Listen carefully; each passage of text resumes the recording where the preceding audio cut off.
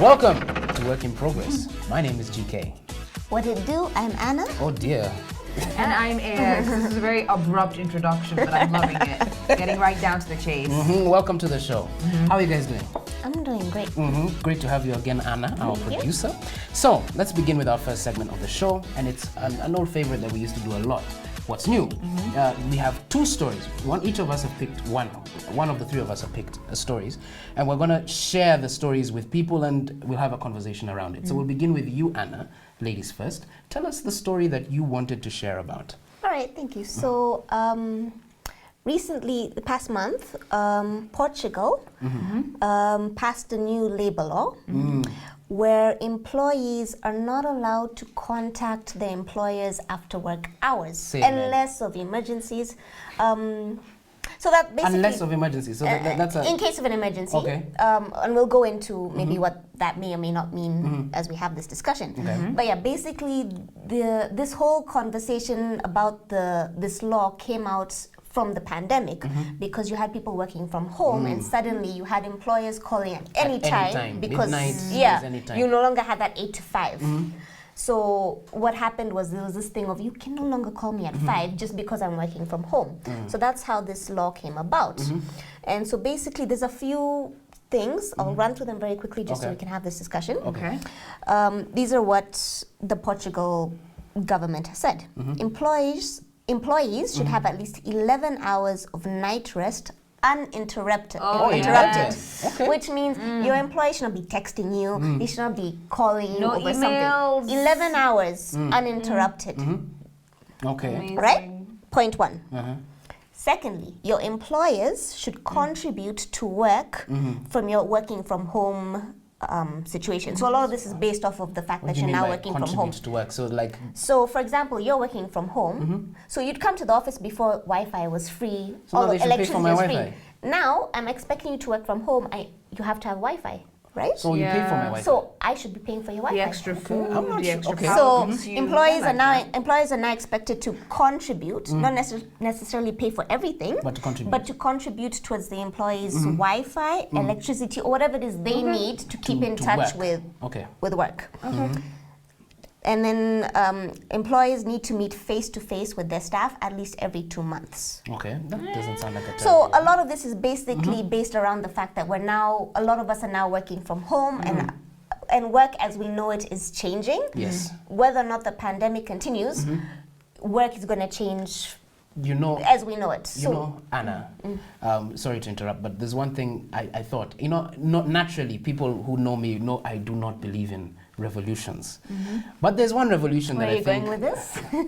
There's one revolution that I believe is happening, and that's the work revolution.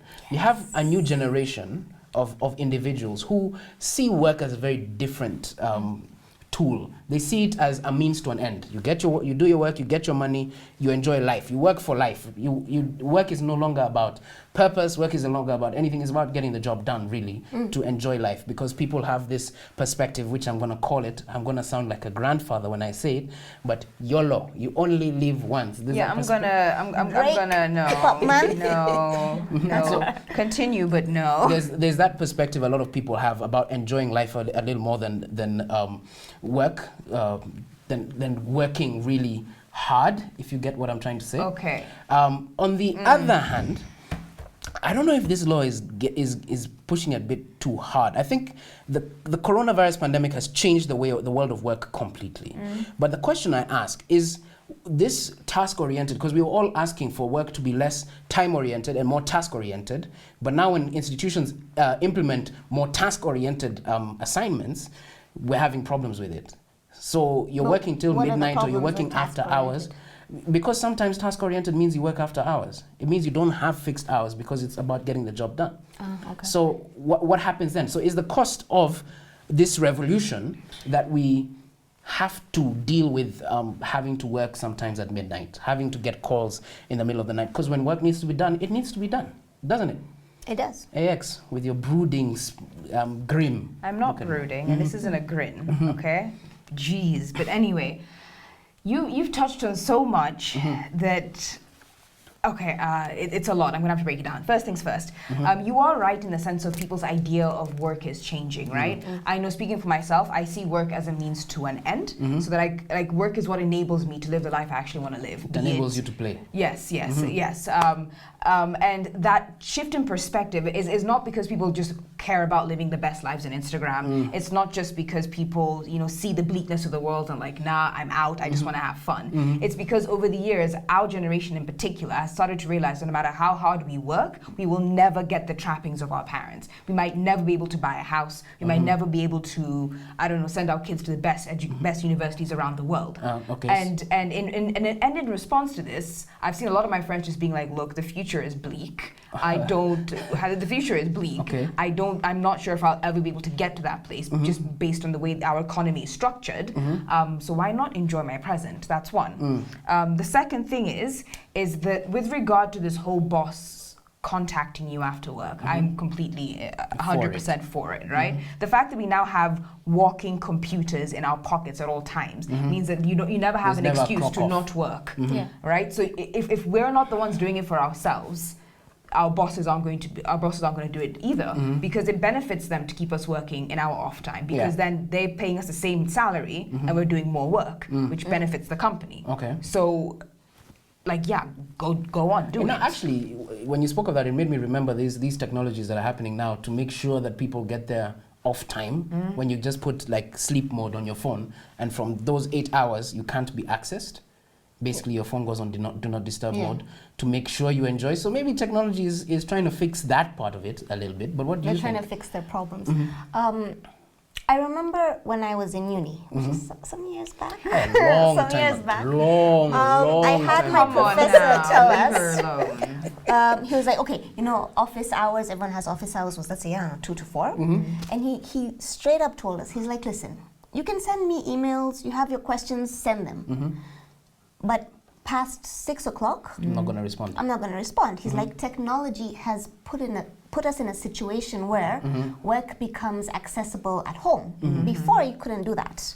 If you left your office, you couldn't work from home. But now technology has given us that opportunity, but also that downfall. That burden, exactly. So I had a teacher say, I'm not going to respond. I'm not going to contact you because you're contacting me after hours. Are you giving me, what's the word? Yeah. Are you after hours? Are you paying me for my labor? But my question is this, right?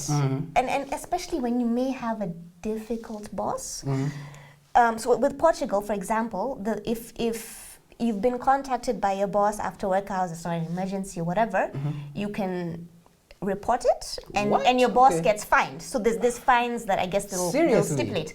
The question is, guys, You're really are you going to snitch on your boss and then want to come back to work the next day and expect the same kind of treatment? I'm sure you'll get anonymity. Maybe they'll be very particular where they won't formally treat you differently, but maybe passively, maybe you don't get invited to the office parties where promotions happen. There's a lot to think about. Are you going to snitch on your boss? Are you going to snitch on the hand that feeds you? That was actually the question I was going to ask both of you. I don't know. How feasible in the generation we live in? You've just talked about the drawbacks of technology, the drawbacks of having mobile phones and having to be on all the time. So the question is, how feasible is it to expect your boss, who has to talk to his boss, who has deadlines all across, to change their behavior to suit a new generation of workforce, who, by the way, anyway, this generation, and it's rather unfortunate, but it's true, our generation is known to not be very loyal to But why should we be? We are not loyal at all. But why should we be? 2 months, 2 weeks, but honestly, why should we be loyal to a company who has demonstrated that they would not demonstrate the same loyalty to us? This is not like the 70s in which your first job is a job you work for the next 40 years. Like, that's not the way careers work anymore. As a result of disruptive technologies, global crises, financial crises, like a lot of shock disruptive events, the world of work and what it means to be working in the 21st century changes a lot faster for us. But now I'm telling you, put yourself in the headspace of your employer. Yeah. Think about the work they need to do. For example, it's been a terrible 2 years. Now the amount of work that has come back into the economy, the economy has jump-started. Work has increased rapidly. You have to catch up. You have to make up. So with all that making up, what happens then? You communicate with your team. It's about establishing boundaries. If, for example, if I'm a boss and I know that the next couple of months are going to be hell on earth, I'm going to be very upfront with my team and be like, look, the next couple of months y'all are going to have to push, you're going to have to grind, and I'm not going to be nice. Then after that we will chill. At least you set expectations, right? And then it's also about making sure that as the employees are going through this really difficult time, as they're being forced to keep pushing and pushing and pushing and pushing, that they still have time to rest. Because if you don't rest, you will break down. You know a very unpopular opinion. I'm probably gonna get hit a lot for this. I like working after hours. Good for you. I enjoy working after hours. In fact, but don't impose that choice on other people. Do you really? I enjoyed a lot. I used to get in trouble from some of my colleagues in different spaces and other places I would be in. I would be in the office until like 7, 8, and they'd be like, "Why?"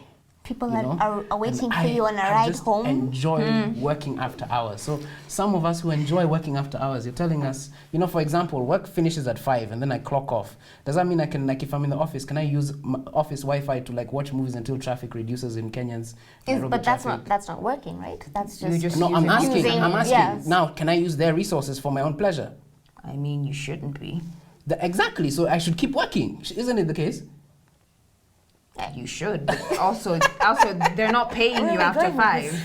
They're not paying you after 5, so something has to give. Either you keep working and you give your labor away for free, or you take their resources for free. Something has to give. So interesting question on this. Let's say you're working from home and your employer now has to pay your internet. Okay. So does that mean they have the right to monitor your internet usage during work hours?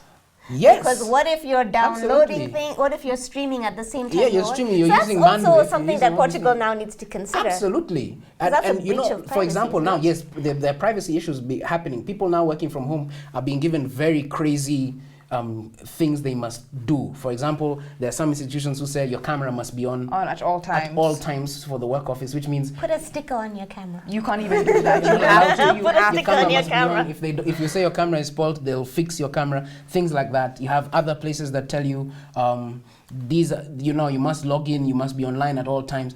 Those are the now systems that have been created to sort of hold you down. So, if you use those technologies, rightfully so. If you use their technologies a little bit, then they have the right. Because what is work? Work is you selling your time for someone else's benefit. That really is what it is.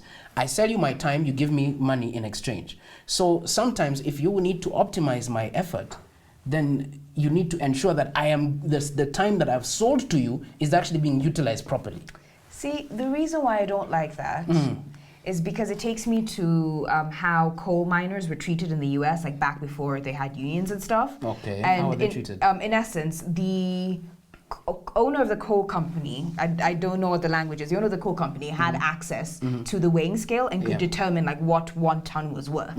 And what they would often do is they would often underweigh what a ton is in order to get people to work more. So I imagine a situation in which if you allow companies to monitor your internet traffic as during the working day, I would imagine a situation in which they will figure out a way to penalize you so that you end up working more and more and more. Figure out a way to manipulate your labor, which is what we don't want. Okay, so I think we're going to take a break right there. We won't be able to talk about the other issue. We'll talk about it another time, but we'll be back after the break.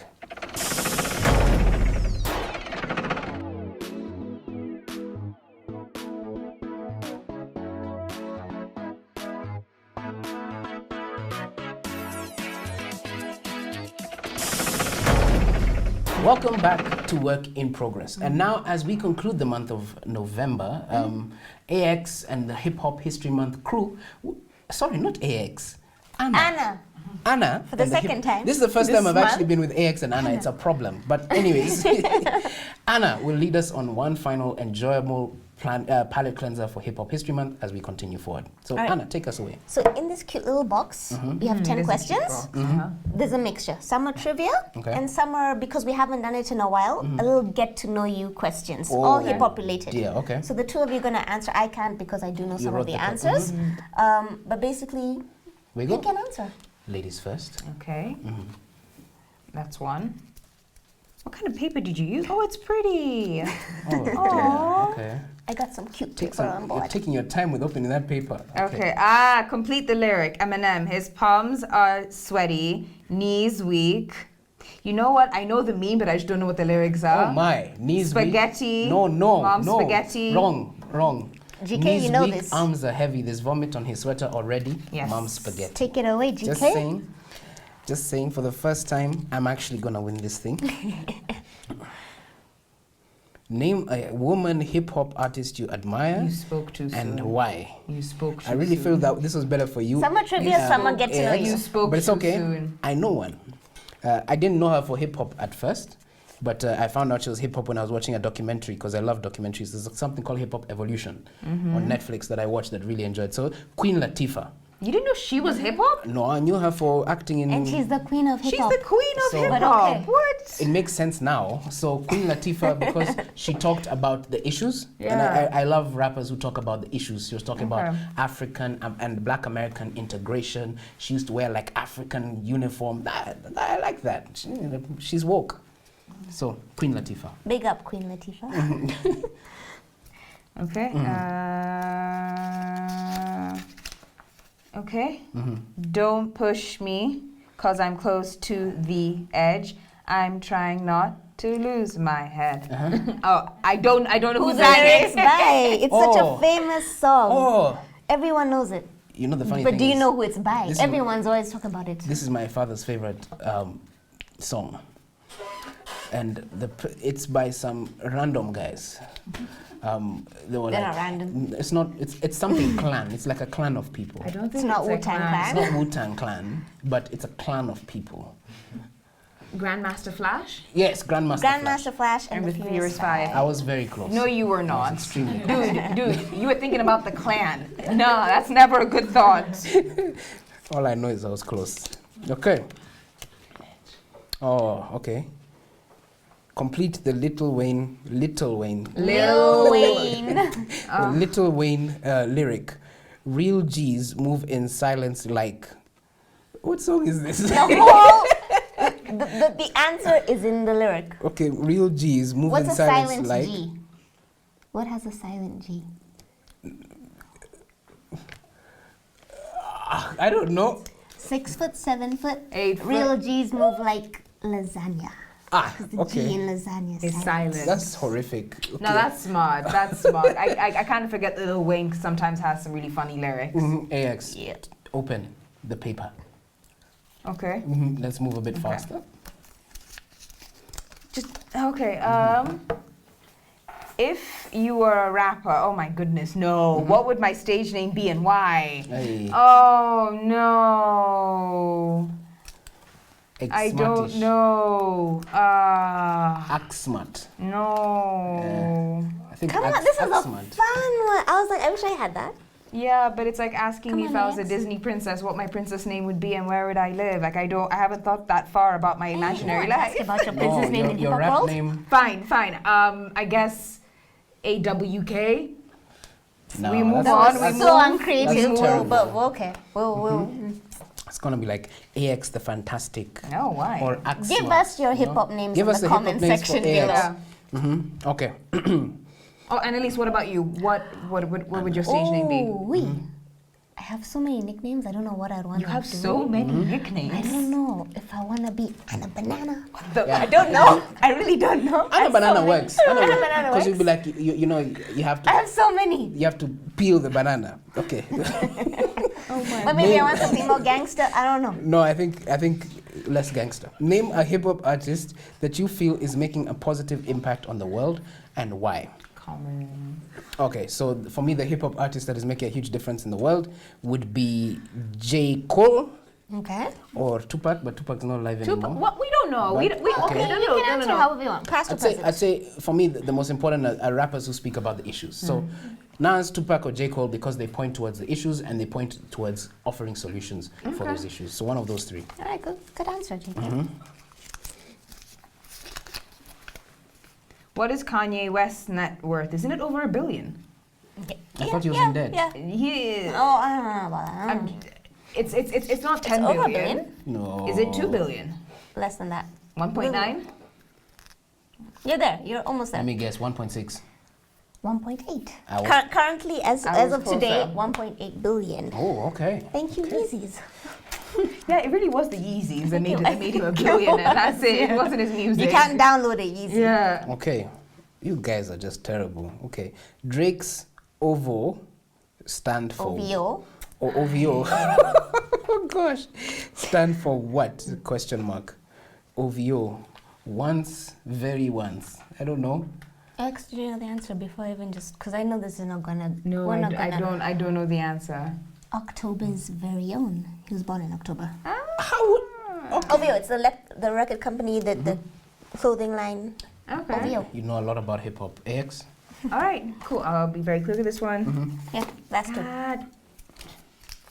Okay. If I told you a flower bloomed in the dark, would you trust it? Is that a lyric? It's a lyric. Who's it by? You should know this. How should I know this? You should know this guy. Kendrick you Lamar. This does sound like Kendrick Kendrick. That was a very big guess. It's not even that. It just sounds like poetry. Yeah, it sounds poetic. Poetric. Okay. Last question. Let's run through Let's it. go. Okay. Name a hip-hop song you hate and why. Name a hip-hop song I hate. There's so many. There's so many. Come on. A hip-hop song I hate. God's Plan by Drake. Yes. It's been overplayed. I didn't find it enjoyable from the beginning. Unpopular opinion, but I'm sticking with it. Anyways. No. We will have words after this. How dare you? How dare you? So now let's move on to the final segment of the show. We'll make it very quick. You guys were each tasked with finding us and giving a conversation about civilizations that have never been discovered. Uncontacted. Because civilizations. they have to have been discovered for you to know them. Yeah. But they've not really been. You get my point. You're not allowed to contact them. You know, they're removed from society. Yes. Basically. So AX, why don't you start with that one? I'm going to be talking about the Sentinelese. They are a very small tribe, I think about several dozen people in the Andaman Island chain near India. They are hunter-gatherers and they use bows to hunt in the water. They really don't like talking to or interacting with new people. I think in 2019 or 2018, an American evangelist tried to go evangelize at them and he was killed. Like straight up in the water, just arrows, like dead. Not much is known about them because they are so closed off. Yes, because they're and what I find really interesting about them, this particular group, is how respectful governments have been towards their request to just be left alone. But also how different their lives are compared to us. Yeah. Like, they don't have healthcare. They don't have access to the wonders of modern technology. I cannot imagine living a life like theirs, just like they cannot imagine living a life like mine. Yeah. It's very weird. Give me the name one more time. Sentinelese. Sentinelese. Where are they from? Andaman, near India. Near India. Near okay. India. Okay. He was not Apologies. Anna. All right. So mine, and I'll move on to. It's kind of close to what you're saying. Okay. Mine are the Korowai of the West Papua in Indonesia. So they're thought to be the last tribe on Earth practicing cannibalism. I don't think they are. What? There are probably a few more. Okay, they're said to be. But they're probably They're said to be practicing cannibalism. Yeah. Or they practice cannibalism? Well, they used to for sure. Okay. Whether they're still doing it now, we don't know because you're not allowed to go to them. So they eat people? And one of the reasons they would do this is because of obviously the lack of scientific knowledge. When someone gets sick and they die, it's mysterious to them. Yeah. So what they thought this to be was there were these demons coming and that's why people die. A lot of it was because there was once in a while some white people that showed up and these white ghosts came in. So basically what happened, they're called the kakwas, these demons. So they take human form. So basically when you get sick or someone gets sick, they think it's because of this human that's been possessed by a demon. Their solution to this is cannibalism. That's how they... So, interesting? Wow. Okay, yeah. And on that bite, we will conclude today's episode of Work in Progress. Thank you so much for watching the show, and remember that we will be here with you next week.